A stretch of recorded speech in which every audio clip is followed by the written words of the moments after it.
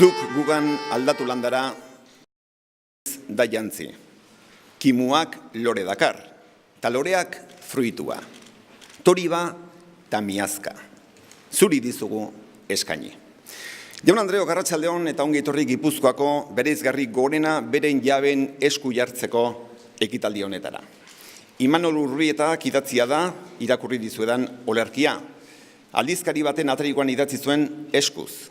Eta azpian, berearekin batera, jakina, Fernando Mendizabal, Iñaki Bereziartua, Iñaki Bastarrika eta Josemari Osaren sinadurak. Eskuizkribu arekin, aurrerantzean, aldizkari ark, euskal kultura eta pentsamenduan suposatuko zuenaren aierua egun hartan sinatu zela esan liteke. 1956ko urriaren 10 hartan jaio zen eta hori ere ozen esan liteke jakin. Aldizkari edo argitalpen batetik haratago elkarrekin pentsatzeko, sakontzeko eta jakiteko talde gisa sortu zen. Gutxi batzuk Arantzazuren aterpean landatu zuten eta beste askok baita garairik zailenetan ere handik kanpo loratzen eta kimu berriak ematen lagundu zioten. Jose Azurmendi, Joseba Intxausti, Paulo Agirre Baltzategi eta Joan Mari Torrealdairen hamarkadako elkarlanak eman zion ordea taldeari batasun izaera. Zuen lanaren aitortza eta eskerrona izan bedi gaur Gipuzkoako Foru Aldundiak eskaintzen dizuena. Domindunei buruzko laudorioa jarraian Alaitz Aizpuruaren eskutik.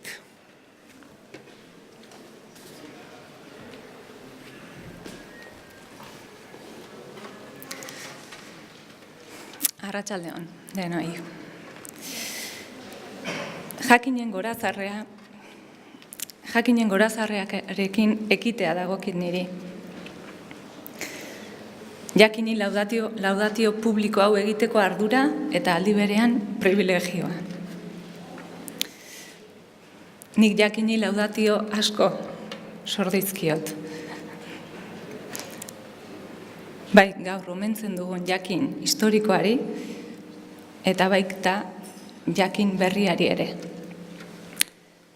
Eta iruditzen zait, euskal jendarteak bere osotasunean ere zordizkiola batzuk. Jakini gorazarrea 11 alderditatik egin altzaio, eta luze joko liguke merezi duen bezalako bat egiteak. Gaurko nere hau laburra da. Eta bi ideia nabarmenduz egitea hobetsi dut. Alde batetik, euskal historia hurbilean eta euskal pentsamenduaren garapenean jakinek izan duen itzelezko garrantzia azpimarratuz. Pentsamendu propio eta garaiari egokitutako bat sustatzeko eginal etengabea egin baitu. Sekulako esfortzua. Bestetik, gaur egunetik begiratuta eta egungo datozen belaunaldi gazteagoentzat, jakinen lanak, jakinen bueltako pentsamentuak, jakinen pentsamendua sortzeko eta lan egiteko izan duen eta duen moduak, garrantzia, emankortasuna eta gaurkotasuna gordetzen dituztela seinalatu nahiko nuke.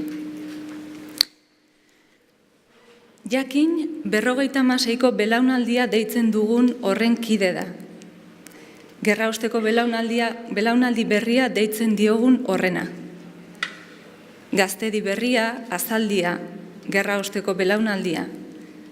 Ohiko terminologia da euskal letretan, 50ko bukaera eta 60ko urteetan Euskal Herrian gertatutako fenomeno soziologiko, politiko, kultural esanguratsuari erreferitzeko.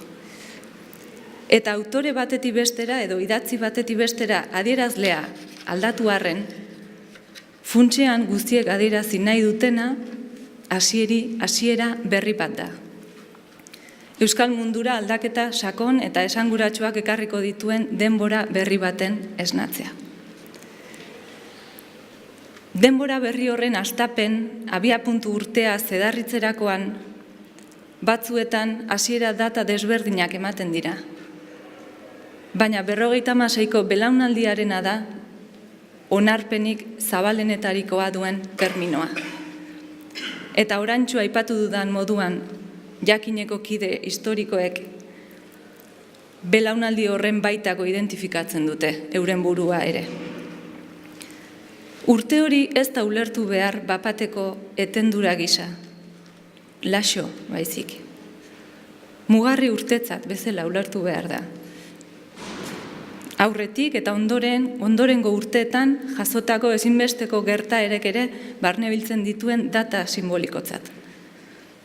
Asmo berrien ataritzat, abiatze urtetzat, eta bereziki gerratea zuzenean ia edo bat ere ezagutu ez zuen belaunaldi baten plazaratze urtetzat.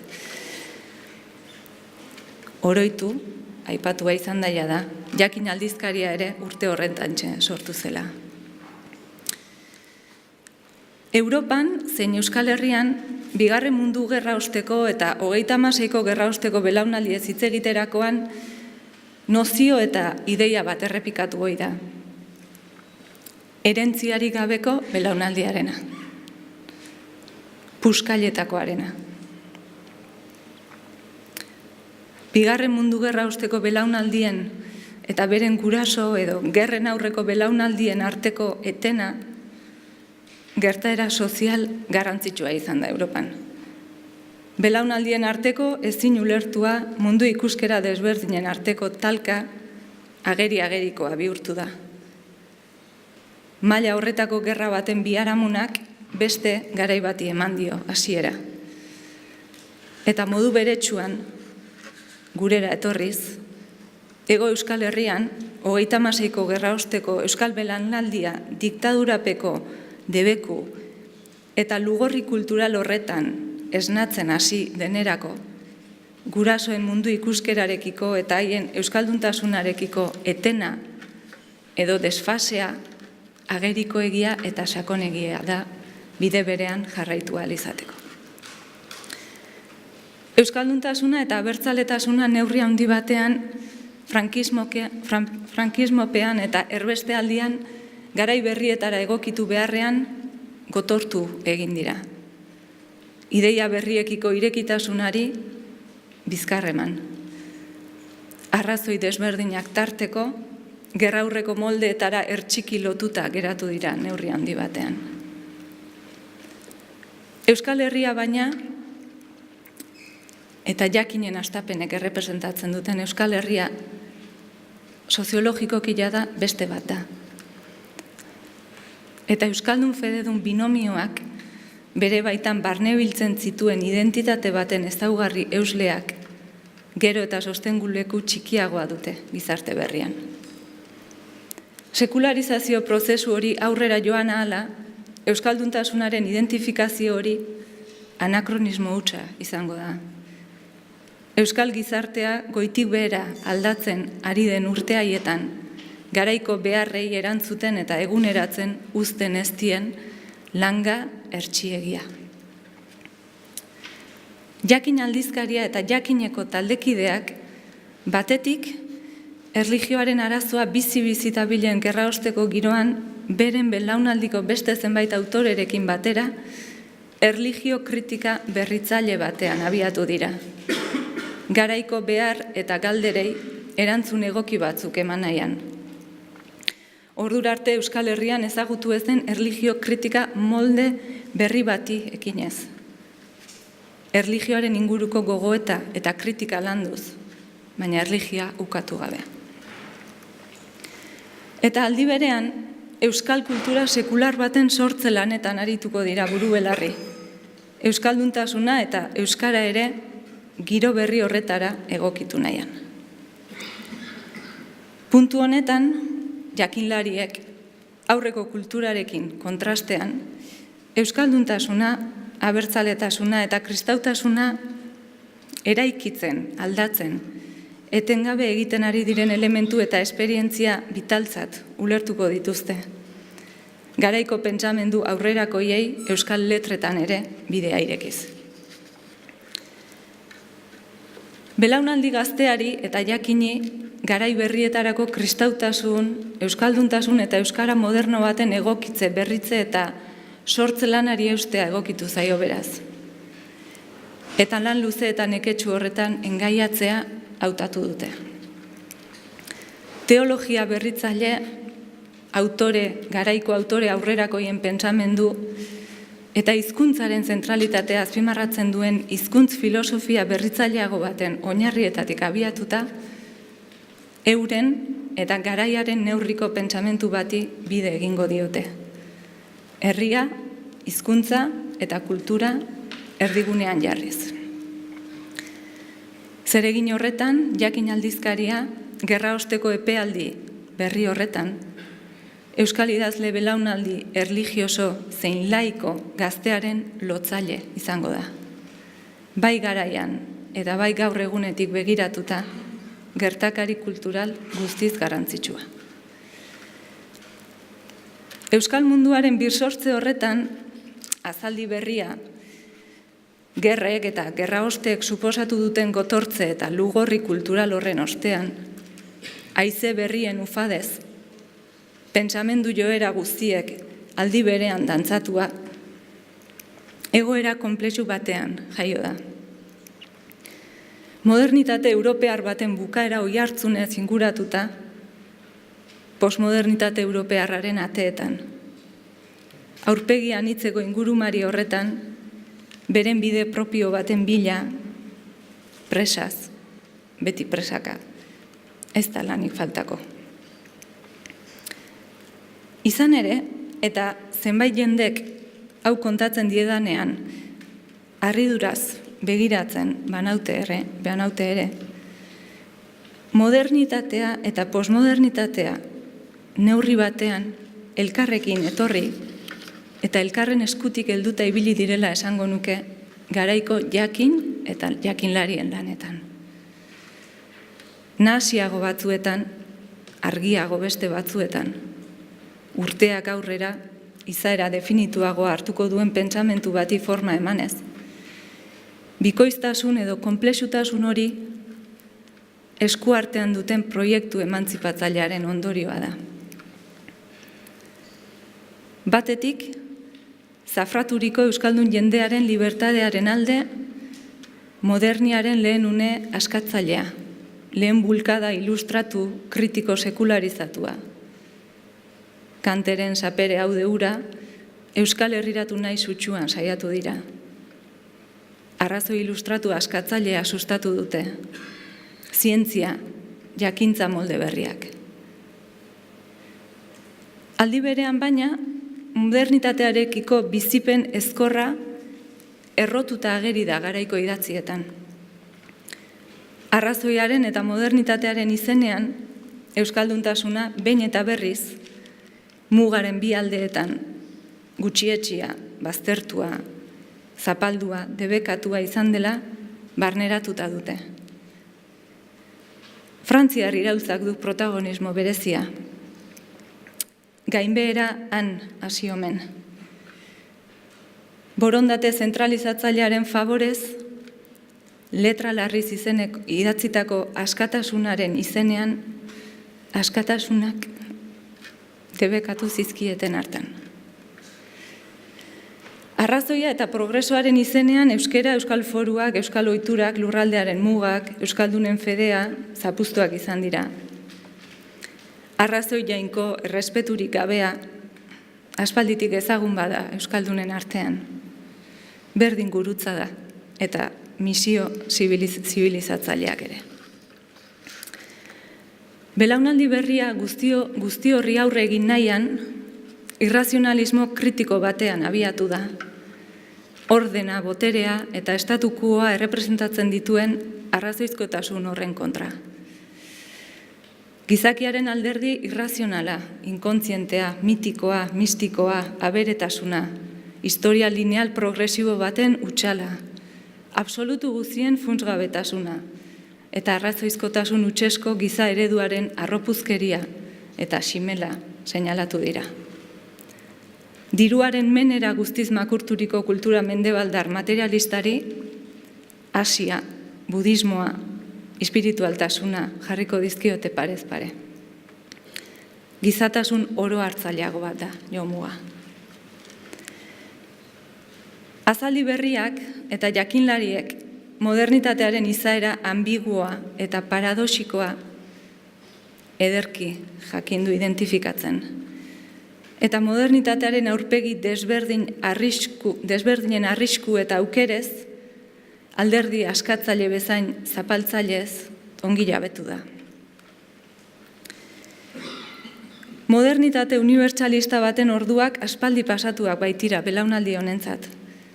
Eta berekin modernitatearen baluarte diren gizakia, morala, egia eta historiaren ulerkera ustezko unibertsalak. Jakin eta bere garaikideek kritika antropologiko, linguistiko, historiografiko, etiko eta epistemologiko aberatsa garatu dute. Arrazoi askatzailea bezain beste irrazionalismo kritikoa aliatutzat hartuta. Arrazoizkotasun berri baten bidean abiatu dira. Beste pentsamendu bat garatu nahian. Garairako egokia den euskal pentsamentu bat. Askatasuna eta justiziaren aldeko pentsamendu kokatu, gorpuztu, konprometitu bat. Pentsamendu propio baten eraikuntza lan zoragarri bat da, 56ko belaunaldiak egin duena, urte luzeetan zehar. Eta eraikuntza lan zail eta eder horren testigu dira jakineko horriak eta horriak. Euskeratik eta euskeraz. Inoiz ordurarte ensaiatu gabeko euskalduntasun moderno edo postmoderno edo deitu isa bati forma ematen saiatu dira. Laudatioaren hasieran aipatu dudan bigarren puntuari eutsiko diot jarraian.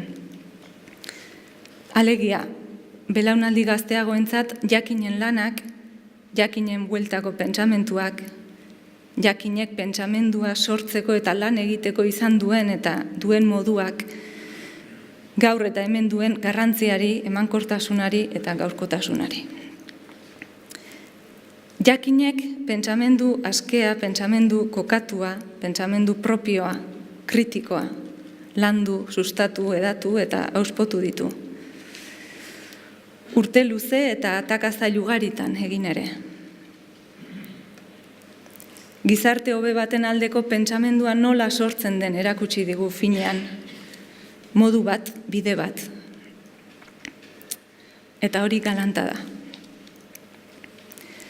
Are gehiago, gu bezala, hizkuntza eta kultura ez normalizatuetako herritarrok, pentsamendua beti kanpotik inportatu beharreko zerbait dela uste izaten dugunontzat. Hala sinestarazi digute.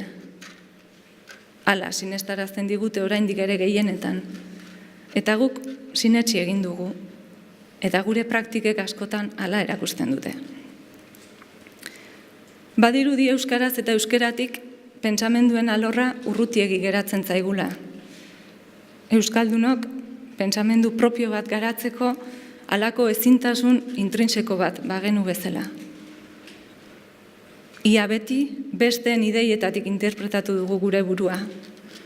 Beste utzi diegu gu nor garen esaten. Jakinek hori horrela ez dela eta horrela ez duela izan behar demostratu du. Kanpoko haizei inongo leihorik itxi gabe, baina norberaren bizipen eta gogoetaren legitimitatea gutxik bezala babestu du. Herri jakintza eta jakintza akademikoaren uztarketaren bidez lan oparo eta emankorra eman digu. Eta horretaz gain beste gauza garrantzitsu bat. Pentsamendua, hau da gizartea, talde lanean eraikitzen dela ikasi diogu. Ezagutza kolektiboa dela, beti, horrela aitortzen ez dugunean ere. Merituak konpartituak izan behar dutela. Eta herria, eta kultura, eta historia, eta gure memoria talde lan horretan garatzen direla. Irakasgai horri helduta, gaur eta hemen, iruditzen zait denok bat etorriko garela, domina hauetan ere, emakumeen presentzia eta emakumeen ekarpenaren aitortza orain arte kasik hutsa izan dela esatean. Begiratzeko modua da aldatu behar dena. Emakumeak hor daude. Hor gaude.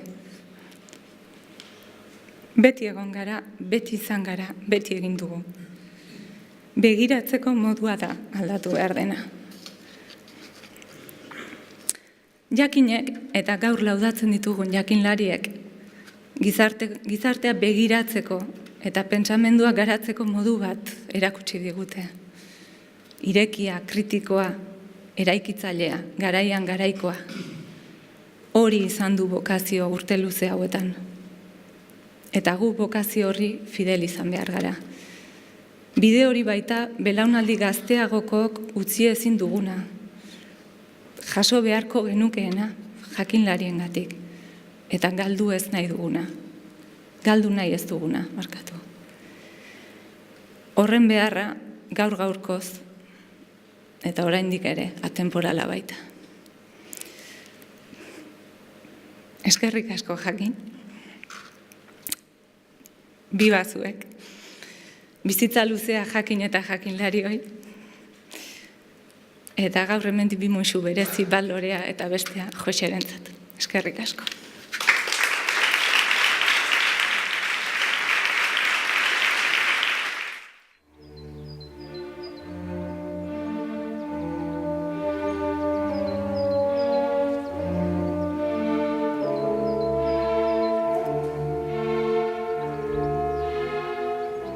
Esan behar da, garai bat, okatu zaigula bizitzea, diktadura batetik etorriz, askatasun bila beraz, etorri gerala, baina askatasunaren konzeptua aldatuz joan den garai bat.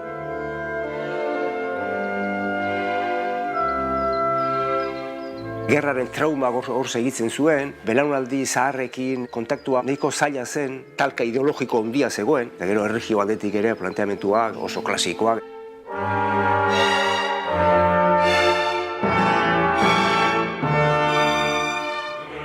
Kulturaren konzeptua, momentu horretan, Espainia frankista itxi-itxian eta nazional katolikoan gaude, eta beraz, kulturaren konzeptu erlijioso, estu, dogmatiko bat zegoen.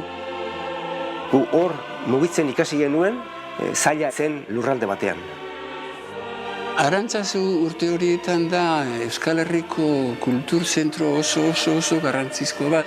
Han nolabait sortu zen nukleo bat bezala kulturaren inguruan, ez bakarrik euskera, artea ere bai, musika oso importantea garai horretan, mundu kultural guztiaren zentro bat bihurtu zen.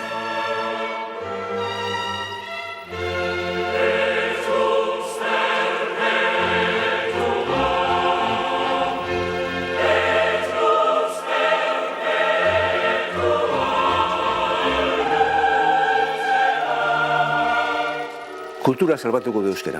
Azkenean herri normalizatu bat izateko, herri kultu bat izateko, herri moderno bat izateko, gai horiek erabilen behar ditugu eta euskeraz erabile behar ditugu. Behar zen kultura modernoari erantzungo diogun hizkuntza bat. Terminologia landu behar da, euskera batua behar dugu, euskera unibertsitaterako prestatu behar dugu.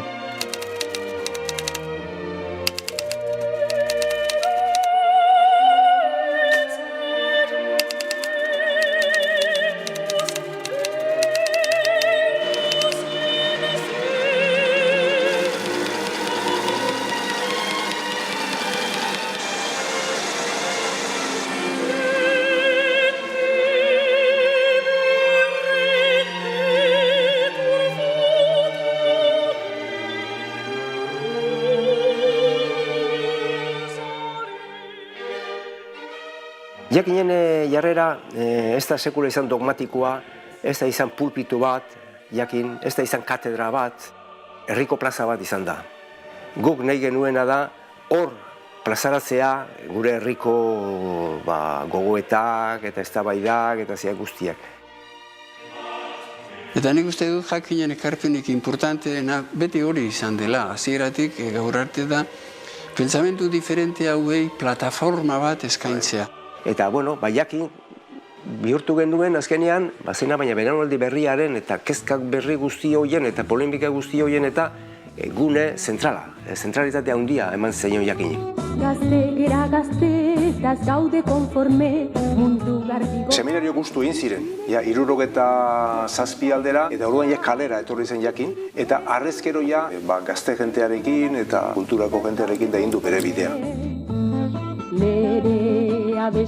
Behar bada jakinen merituetako bat da hain zuzen ireki izan garaiz, hemen itxikeria besterik ez zegoen garai batean, Frantziako edo Alemaniako kulturara.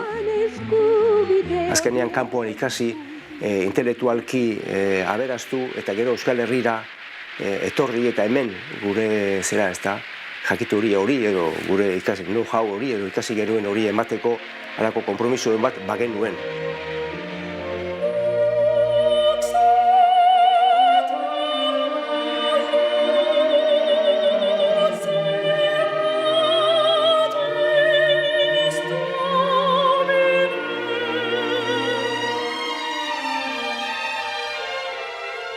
Jakin ez da eraikuntza ideologiko bat.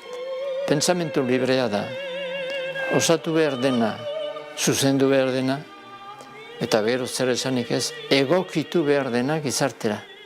Eta edozein kasutan, batasunak bilatuko dituena, eta topalekuak sortuko dituena.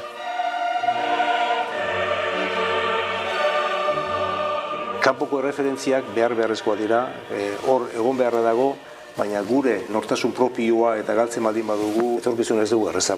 Nik uste hemendik aurrera, eta orain arte ere, gure esperientziak ere zerbait erakutsi badezake, hori da, guk iraun baldin badugu taldean iraun dugu. Taldea izanez iraun dugu. Desberdinen arteko konsensu bat eta adostasun batzu lortuz, eta hemendik aurrera ere, euskal kulturak esate baterako irautekotan, seguruenik txikia dela kontuen izan da, indar bateratzaileak indartu beharko ditu, baina nik uste hor egon dela, orain arte ere, gerra ondoren ere guk ezagutu dugun Euskal Herrian indarra, eta hemendik aurrera ere nik uste hortik joko du.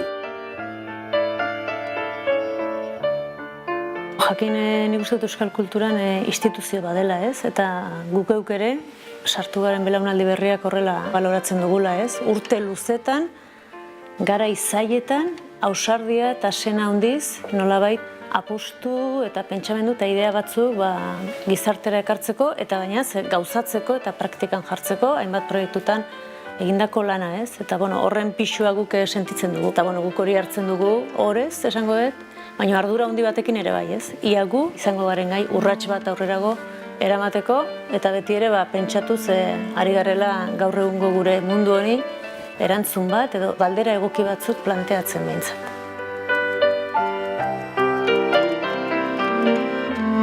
Guk daukaguna munduari emateko, beste inork eman ezin diona euskara da. Besteak baino hobea izan gabe, ederra da, eta horixe eman ahal diogu munduari. Bere historia guztiarekin, bere gorabehera guztiekin, eta bere edertasun guztiarekin.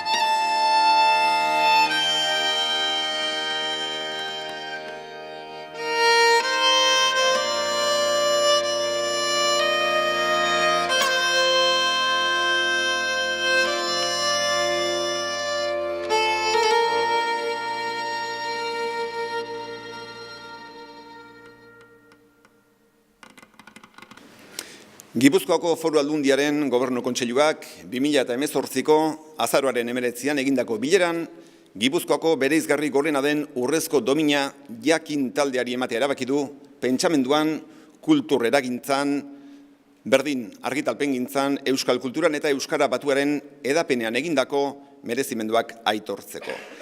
Euskalgintza ulertzeko, bizitzeko eta aldarrikatzeko modu jakin bat garatu du jakin taldeak, balio bekite hitz jokoak, militantzia eta profesionaltasunaren uztarketa natural eta eraginkorra, euskaltzaletasunaren hobespena, kulturaren autonomia, proiektu ideologiko edo politikoekiko, taldearen independentzia, euskararen zeharkakotasunaren defentsa politikoa, bere ekarpena ezinbestekoa da egungo euskal kulturaren aniztasuna eta edadura ulertzeko.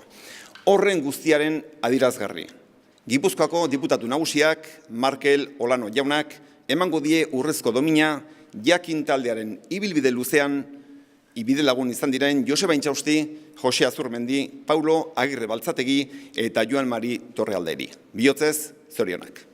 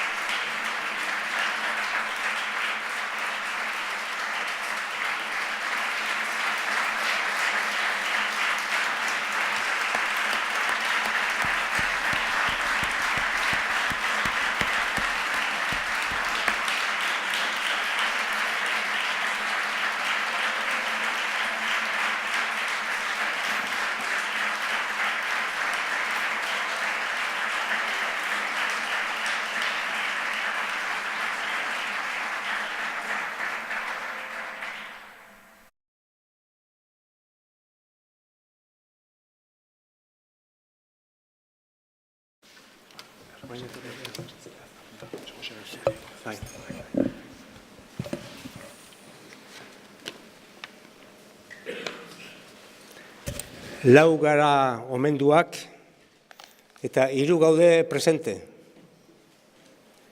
Pena handiz Jose Azurmendi Alemanian dugu, ezin etorrita gaitza dela medio.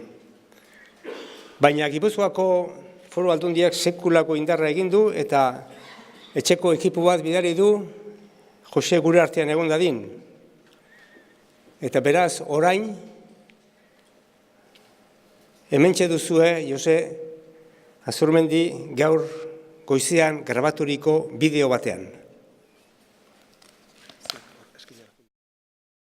Inork ez du bere buruarekin bakarrik pentsatzen. Lagunekin elkarrizketan pizten dira ideiak eta kontrasteak, sortzen da gure pentsamendua, dihoa zorrozten espiritu kritikoa. Hori izan da jakin euskal pentsamendua lantzeko eta lantzen laguntzeko lagunarte bat. Intelektualki jakin izan da nire etxea eta familia. Orain izugarrizko pena da niretzat jakineko 4 mosketero zaharrak ohoratzen dituzuen festan, zuekin ezin egotea, berriro ere gaixotasunak ustekabean egunotantxe harrapatuta. Hala ere, funtzean nire betikoa izan den modura zuekinago espirituan gaur ere. Mil esker jakin taldeko adiskide hoi, eta lehenagoko naiz orango jakinen lagun guztioi. Eskerrik asko Gipuzkoako Aldundiari, Markel Olanori partikularki eta ire ekipoari. Badakizute behiala Markelen irakaslea eta tesi doktoralaren zuzendari izanak pixka bat arrotzen nahuela. Baina benetan pozgarria eta eskertzekoa belaunaldi gazteagoetan euskalgintza herritarra eta euskal erakundeak elkarlanean ikustea da. Eskerrik asko batzuei eta besteei.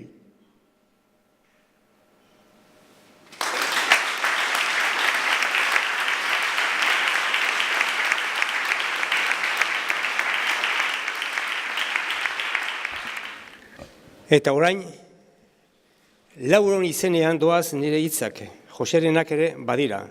Testu honetan ere badago Jose, elkarrekin adostua baita testu hau. Lehen buruan eskerri beroena Foru Aldundiari, urrezko domina jakintaldiari emateagatik. Gainerako guztioi, erakundeetako eta euskalgintzako arduradun, lankideok eta lagunoi ere eskerrak zuokin batera jai hau ospatzeak balio handia du guretzat. Ohore berezia da domina hau, ohorea eta poza, aitortza moduan hartzen dugu, jakinen lanari egin zaiona atzokoari eta gaurkoari. Aldundi honek euskera eta euskal gintzarekiko duen sentiberatasun eta hurbiltasunaren baitan kokatzen dugu domina. Mila esker. Gaurko bezalako egun batez badakizue ohikoa dela norbere buruaren edo geure buruaren aurkezpen historikoari halako begiratutxo bat ematea, iraganari begiratzea eta hortan saiatuko naiz errepaso arin bat eginez. Urteon buruan jakina da hainbat autokritika egin genezake, baina hau ez dugu horretarako eguna eta tokia ez da. Errepaso harin hontan gure zenbait marka eta ezaugarri seinalatzen saiatuko naiz. Arantzazuti mundu zabalera horra jakinen bidea eta gurea, taldearena. Izan ere, Arantzazun sortu zen jakin, 1956 urruti hartan, sortu ere Euskaltzaindiak Arantzazun egin zuen euskaltzaleen gerraosteko lehen biltzar irekira begira sortu zen, eta bertan agortu zen lehen edizioa. Arantzazun sortu zen bai, baina ez Arantzazurako. Gainerako seminarioen arteko lankidetza bilatu zuen hasieratik. Seminario ziren gure orduko unibertsitateak. 30 urte beranduago sortu izan balitz, unibertsitate giroan kokazitekeen, unibertsitateen eta departamentuen arteko lankidetza, baina beti ere gizarte zibiletik bultzatzeko. Jakin euskararen lurralde askean sortu zen. Jakin etzen inongo probintziatan jaio, ez probintzia kultural, ez geografikotan. Erdi Arotik irten eta aro moderno guztian, Arantzazu Euskal Herriaren bilgune eta simbolo izan da. Arantzazu euskararen, kulturaren eta artearen zentro bat bilakatua zen Euskal Herrian jakin sortu zenean. Gerra ondolan, Arantzazun aurkitu du euskarak lehenengo babesa, euskaltzaleen eta euskaltzaindiaren aurreneko bilerekin. Hemen erabaki da euskara batua. Testuinguru horretantxe sortzen da jakin. Ta 10 urte irauten du sorlekuan, eta 1977an fisikoki ere hiritartu egiten da, gaien aldetik urte batzuk lehenago egin baizuen.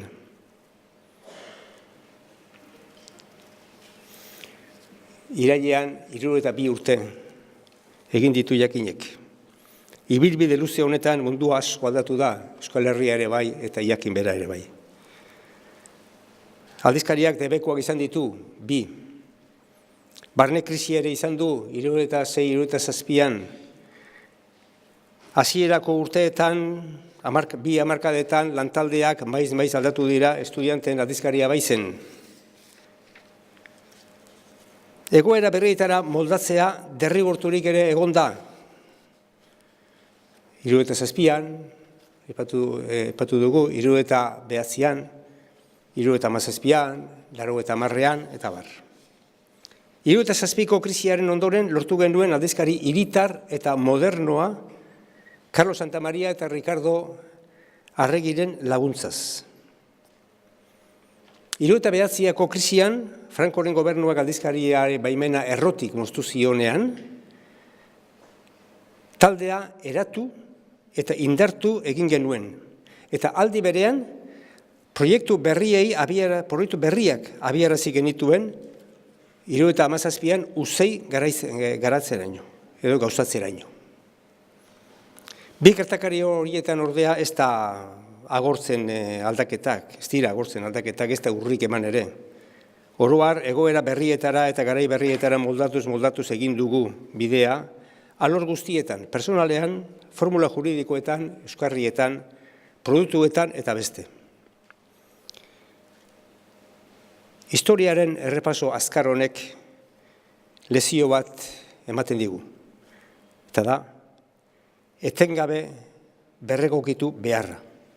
Behin eta berriz, berrazten, ber asmatzen, ber egokitzen, ibili behar izan dugu, jarrera hori jaia gure ezaugarri propioa bihurtzeraino. Baina berrazmaketa espirituak ezin du bera bakarrik esplikatu 72 urteko jarraitutasuna. Badakako bat, baina ez da nahikoa.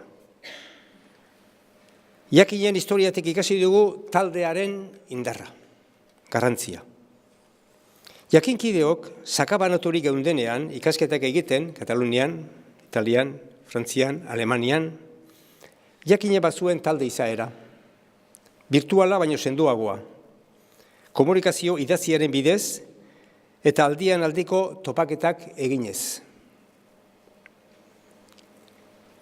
Are eta gehiago gero, herriratu ginenlarik eta bakoitza bere bide profesionala hartu zuenean, jakin zen gure bilgune naturala gure taldea. Jokin Zaitegik amestu zuen euskal idazleen etxea, Miarritzen barik Donostian sortu genuen 1977an. Jakin taldea euskal kulturaren alde aritzeko elkartu da. Taldean landu ditugu gaiak, elkarrekin egin ditugu gogoetak, hausnarketak, proiektuak eta ametsak. Lau gaude omenduta, baina lagun askoren ordezkari gara. 6 hamarkadetan zuzendaritzan itzuli inguruan ibiletako lankideak badira 50 bat. Horiek guztiak eta beste asko ere ordezkatzen ditugu, arpidedunak barne. Guztiok osatzen dugu jakin komunitatea eta horien ordezkari gara gu hemen gaur ohoratuak. Domina hau guztien artean banatuta lasaiago gelditzen gara, nori berea emanez bezala. Taldea ari garenez, ezaugarri parea bat aipatzea zilegi bekit.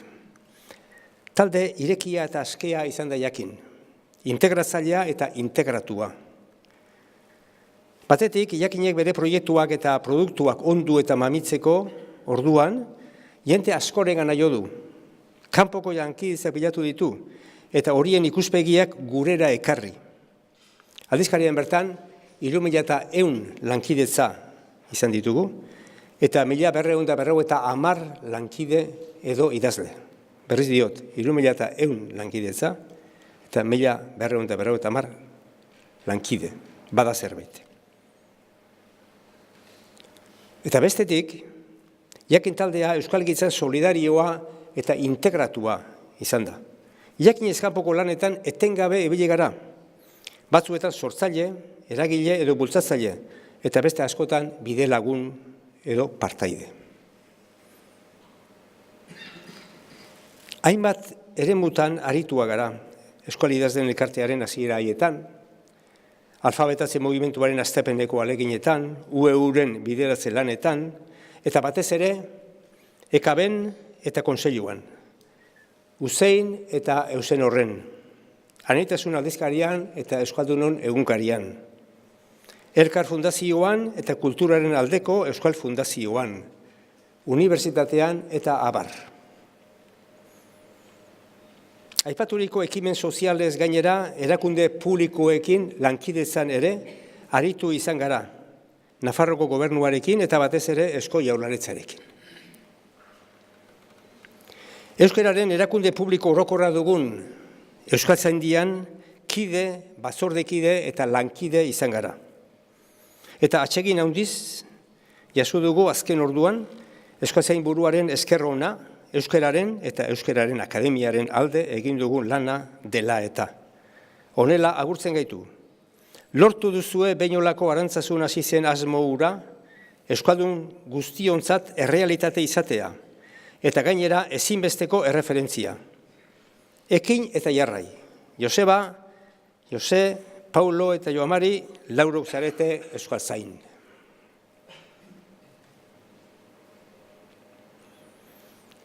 Geurera itzuliz, gure ikur nagusia jakin aldizkaria izan da. Jakin, entzun duzuen bezala, ez da izan ez pulpitu eta ez katedra. Plaza izan da, herriko plaza, gogoetaren plaza eta lankidetzako elkargunea. Horregatik, pentsamentuaren geografia zabaletik hurbildu zaigu jendea. Plataforma gisa ere aurkeztu dugu, aldizkaria. Jenteak bere iritzia libre eman dezan, alde edo aurka. Proposamenak eta kontrakoak aniztasunean. Eztabaidatu ere bai, baina irainik eta erasorik ez. Tonua asko zaindu dugu, iritzi eta personekiko begirunea bezain beste. Gogoeta plaza hortan, saiatu gara gizarte zibileko ekimen eta egitasmoak dinamizatzen. Euskal kulturaren alde, elkarlanak eta aliantzak proposatzen eta bultzatzen. Zubigintzan ere ibilia gara, euskalgintzaren barnean, eta euskalgintza eta administrazioaren artean.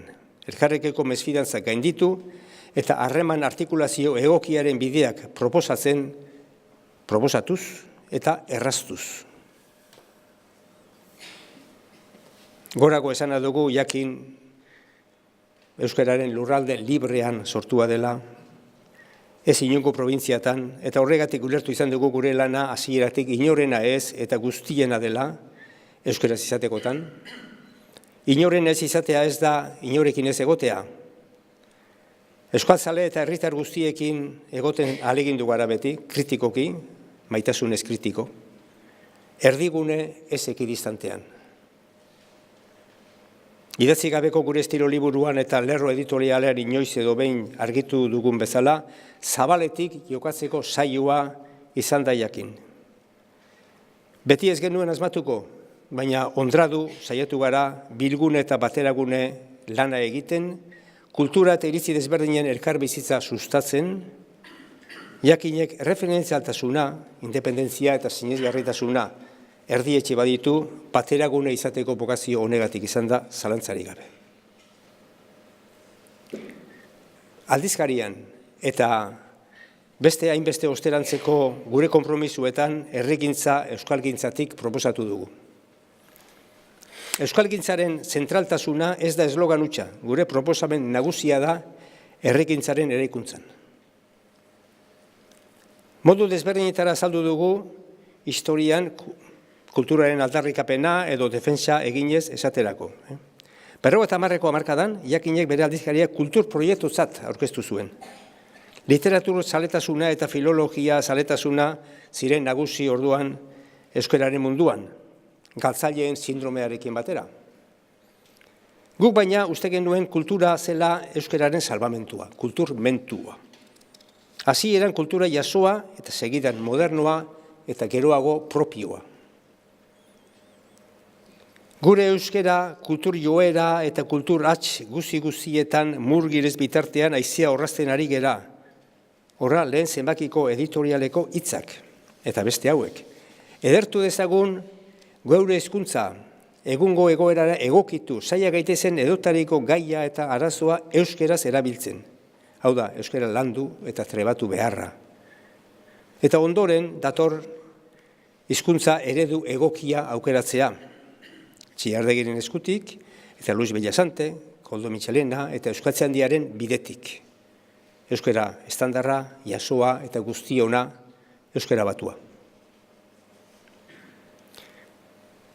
Hasierako giro literario eta filologikoari inguru politikoak eman zion segida 60ko hamarkadatik aurrera. Politika kultura inbadituz joan da. Ideologiak eta politikak euskara eta kultura baztertzeko eta iresteko arriskuaren aurrean, frankismoaren gau beltzean, herrigintzan kulturaren autonomia aldarrikatu dugu. Kulturaren bere gaintasuna eskatzeak frankismoan besteko zentzu betea du euskal kulturgintzaren planteamendu modernoan ere. Behin eta berriz errepikatu dugu, euskalgintzaren eta euskal kulturgintzaren autonomia tinko landu eta zaintzekoa dela, indar eta botere ideologiko, politiko eta ekonomikoen eraginpetik. Oraingo leloak, herria, kultura, hizkuntza, egungo ikusmoldea ez jakinek historia osoan landu izan duena ere egoki laburbiltzen du. Hiruok, ez bakarka, elkar eraginean jardutea proposatzen dugu. Proposatu izan dugu beti, baina beti ere ezaugarri jakin batekin. Gure iritzian, euskalgintzaren jardunean, euskaltzaletasunari aitortu behar zaio zentraltasuna.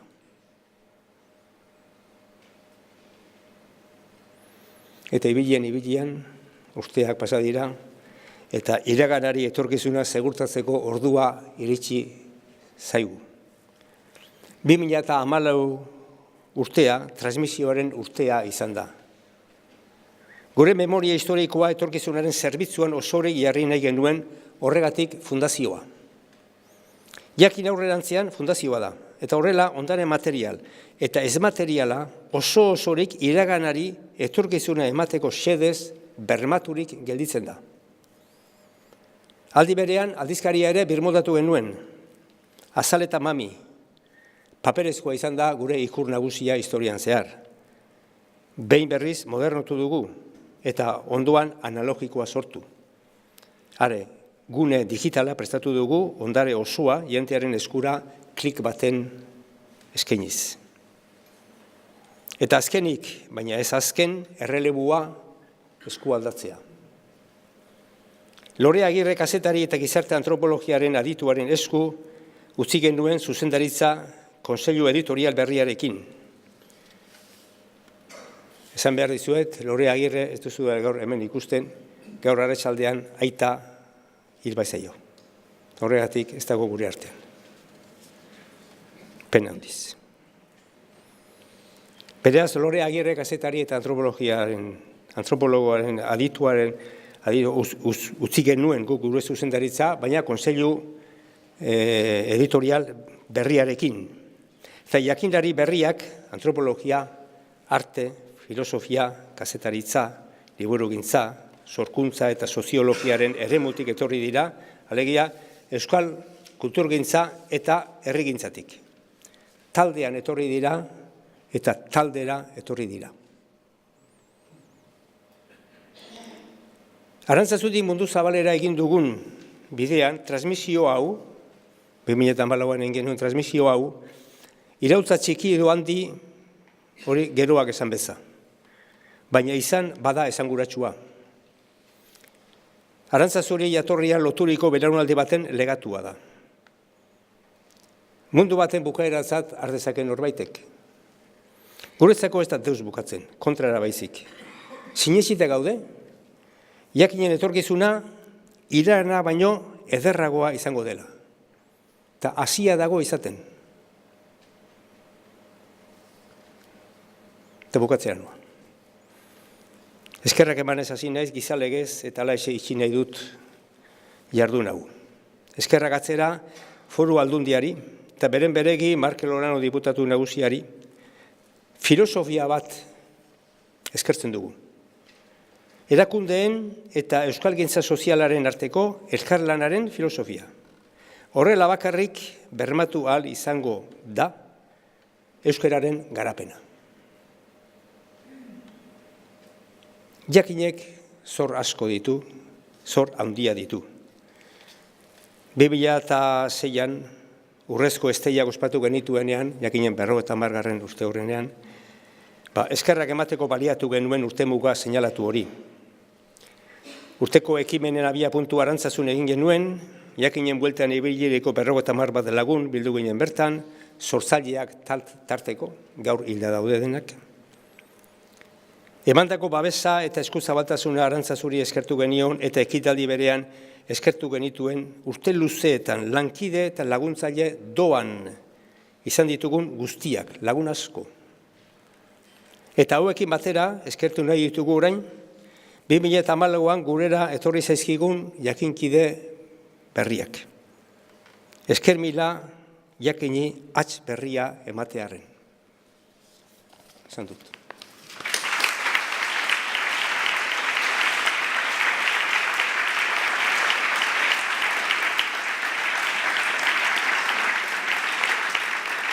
Hamarkada luzez aitzindari izan zineten Euskal Kulturgintzan elkarlanean aritzeko ohiturarik ez zegoenean. Mendebaldeko zibilizazioaren balio aurrerakoienen gainean sormen proiektu iraunkor eta ireki bat bultzatu, eta Euskal sorkuntza eta pentsamentua modernitatearen bidean kokatzen jakin zenuten zalantzare gabe. Guzti hau, askatasun intelektualari uko egin gabe. Ondorengo belaunaldiok, eta hau ere zalantzare gabe esatea badugu hauengandik zer ikasi. Zue guztiokin, Gipuzkoako diputatu nagusia Markel Olano Arrese jauna.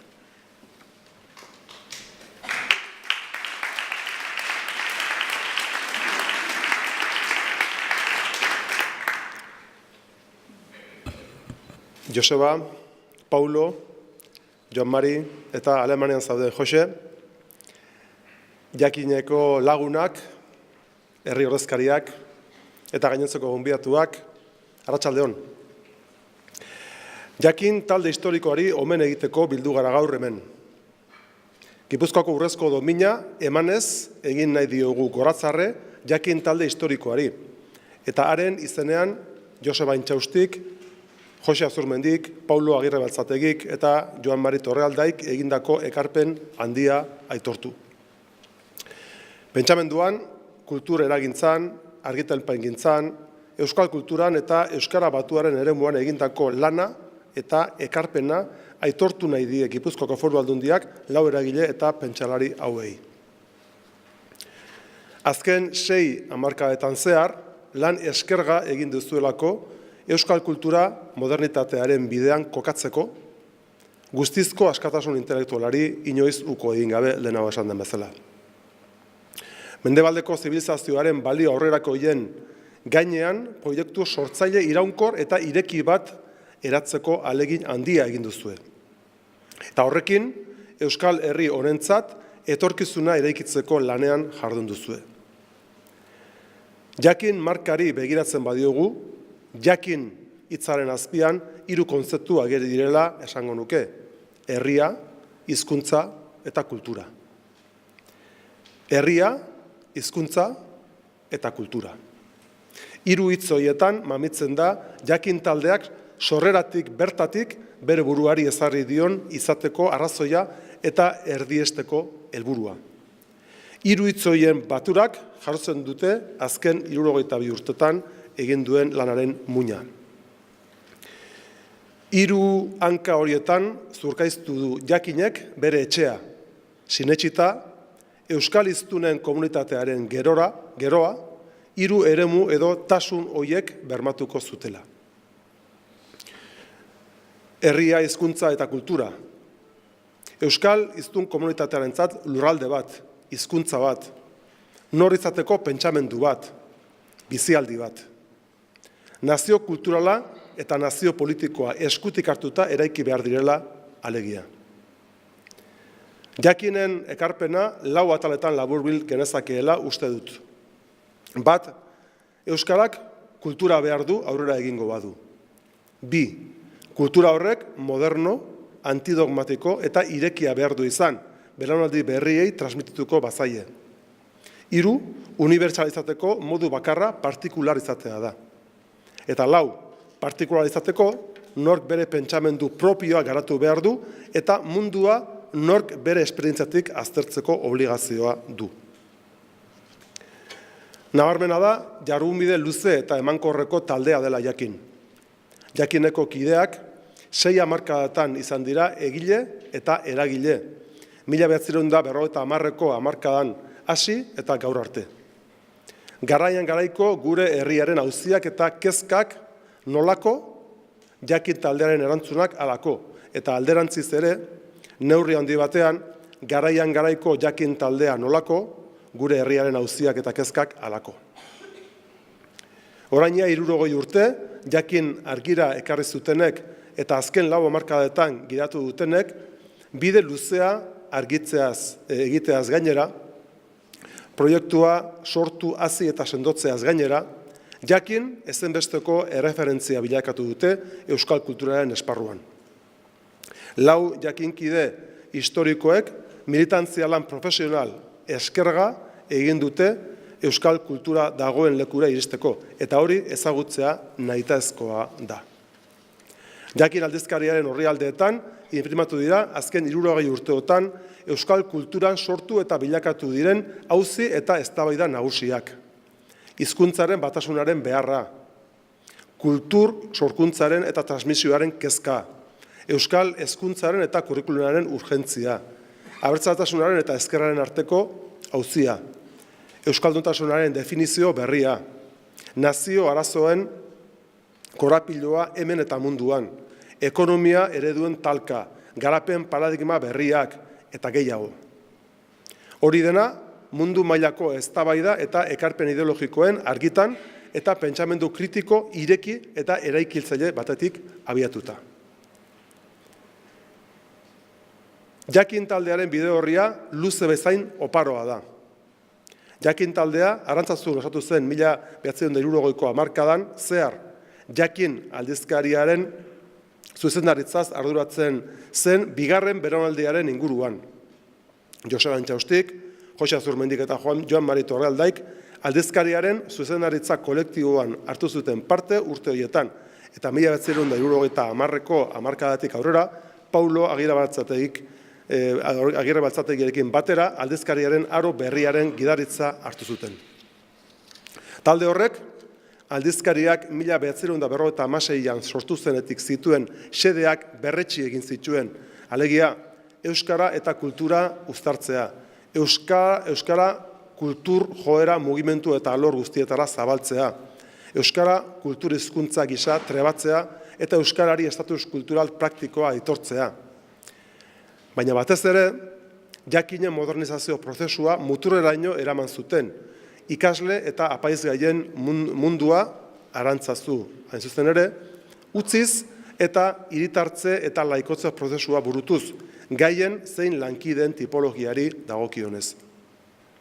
Baina Jakin taldea ez zen aldizkaria zuzendu eta kudeatzera mugatu. Talde horretako kideek, azken 5 hamarkada hauetan, euskararen eta euskal kulturaren esparruetan egindako lana azpimarragarria da benetan. Eta utzik egiteko beldurrik gabe esan genezake, denborak aurrera egina hala, ekarpen horren itzala, handitu besterik ez dela egin. Euskararen esparruari dagokionez, euskararen batasun prozesuaren sustapenean izan zuten eskuartzeaz hitz egin beharko genuke lehenik. 1974ko Baionako biltzarretik hasita eta 1978ko Ermuko eta Arantzazuko biltzarretara arte, Jakin taldeak baldintzari gabeko babes erabatekoa eskaini zion euskaltzaindiari. Batasunaren alde hartzen ari zen erabaki guztietan. 1970ko hamarkadako batasunaren aldeko apustu tinko horrek segida luzea izan zuen hurrengo urteetan ere. Ildo horretan, azken hamarkadatan, euskararen alorrean abian jarri diren hainbat eta hainbat egitasmotan funtsezko parte hartzea izan dute jakinkideek. Aipagarri da baita ere, euskalgintza ulertzeko, bizitzeko eta aldarrikatzeko modu jakin bat garatu zuela Jakin taldeak. Militantziaren eta profesionaltasunaren uztarketa eraginkorra, euskaltzaletasunaren hobespena, kulturalen autonomia proiektu ideologiko eta politikoekiko, taldearen independentzia, euskararen zeharkotasunaren defensa praktikoa, besteak beste. Jakinkideek talde gisa funtzionatu dute beti. Fenomeno bakarra izan da euskal kulturaren historian. Elkarrekiko lotura ez dute sekula galdu. Abiapuntutik beretik, idatzi gabeko hitzarmen baten gisakoa egonda, kanpoan ikasi eta intelektualki aberastzekoa, ikasesparru eta unibertsitate desberdinetan gainera, eta aire berri horiekin Euskal Herrira itzultzekoa. Horrela, lehenago aipatu da, Joseba Antxaustik historia ikasi zuen Katalunian, Jose Azurmendik filosofia Alemanian, Paulo Agirre-Baltzategik teologia Italian eta Joan Mari Torrealdaik soziologia Frantzian. Euskal Herrira itzulita, Jokin Zaitegi batek hainbeste amestu zuen euskal idazleen etxea gauzatu zuten 1977tik aurrera Donostiako Ategorrietan. 1970 eta 1970ko hamarkadez geroztik, Jakin taldearen balio bereizgarri eta erantsia izan da hori. Egile gisa, 104 liburu, 428 liburu zati eta 100 artikulu idatzi dituzte lauren artean. Taldean bai, baina banaka ere lan egin dute noski. Joseba Intxausti Segurarra, 1958tik da Jakineko kide. Eta 45 urtetan aldizkariaren zuzendari izan da. Joseba, historialaritzaren ikuspuntutik hurbildu da batik bat kulturgintzaren alorrera. Besteak beste, Euskal Herria lan enziklopedia zuzendu eta koordinatu zuen 1984-85 artean. Lankidea aurrezki kutxak argitaratua 2 liburukitan. Ikastolen artxibo historikoaren proiektuaren zuzendari sortzailea izan zen, historia baten bila 1980 eta bidegileak bilduma ere zuzendu zuen. Ikertzailena nagusiki 2 eremutara zuzendu du. Euskararen historia soziala eta Euskal Herriko historia erlijiosoa. Aztergai hoiei buruzko hainbat eta hainbat liburu eta artikulu ditu argitaratuak. Kulturaren aldeko Euskal Fundazioko idazkari nagusia da, berori sortu zenetik 1984tik. 2004az geroztik euskaltzain ohorezko da. Jose Azurmendi, Zegamarra, 1960tik da jakinkide. Eta pare bat urtetan aldizkariaren zuzendari izan da. 1987tik jakin irakurgaiak pentsamenduaren divulgaziorako sailaren arduradun izan da. Jose, Elkar argitaletxearen sortzailetako bat izan zen eta egun Elkar Fundazioaren patronatuko kide da. Filosofiaren eta pentsamenduaren ikuspegitik heldu dio euskal kulturaren azterketari. Azpimarratu behar da, euskal kulturaren esparruan sona eta itzal ukaezina lortu duela saiakeragile bezala. Bere bizitzan argitaratutako liburu eta artikulu kontaezinetan, kulturarekin lotutako ia gai guztiak jorratu dituela esan genezake.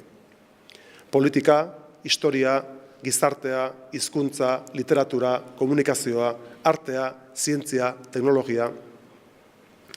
Euskal Herriko Unibertsitatean filosofia modernoko katedraduna izan ondoren, gaur irakasle emeritua da. 2010tik euskaltzain ohorezko da. Paulo Agirre Beltzategi, Oñatiarra eta Frantziskotarra 1971tik da jakinkide.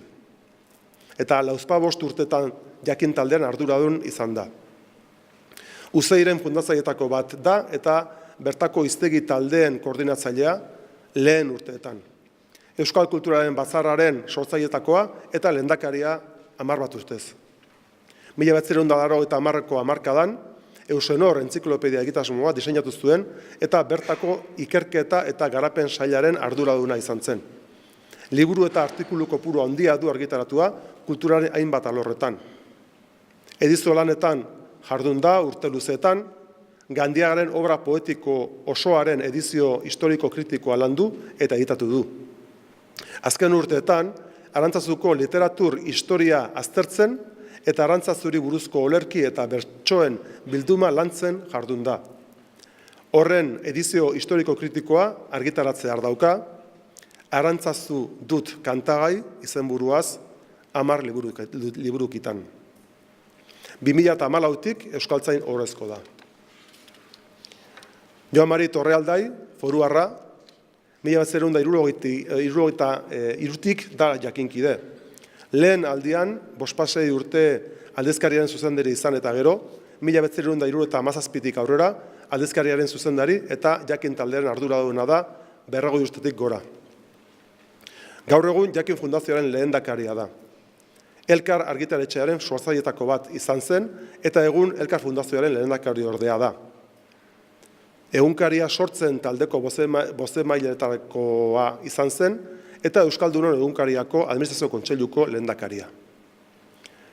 Anaitasuna 15 ere izan zen zuzendari. Eta hainbat komunikabideetan kazetari eta kudeatzaile gisa egindako lanaz gainera, soziologian doktore izanik, ikerketa lan zabala ere egin du. Ikerketa eremu hauetan batik bat, Euskararen eta Euskarazko kultura idatziaren historia soziala, liburuaren mundua, alegia euskaraz ekoitzitako liburuen katalogazio bibliografiko sistematikoa, euskarazko liburuaren ikerketa sozio-historikoak, eta abar. Euskarazko komunikabideak, eta liburu eta aldizkarien zentsuraren auzia frankismo garaian, besteak beste. 2007tik euskaltzain osoa da. Amaitzera noa. Soka ez da eten.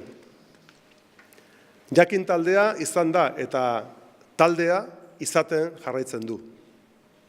Transmisioa izan da jakienen obsesiotako bat.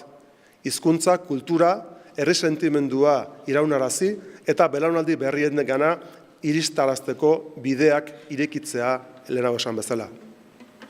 Hain zuzen ere, jakin egitasmoaren beraren transmisioa egiten eta egitasmoak bizialdi berri bat izan dezan oinarria jartzen ere asmatu du.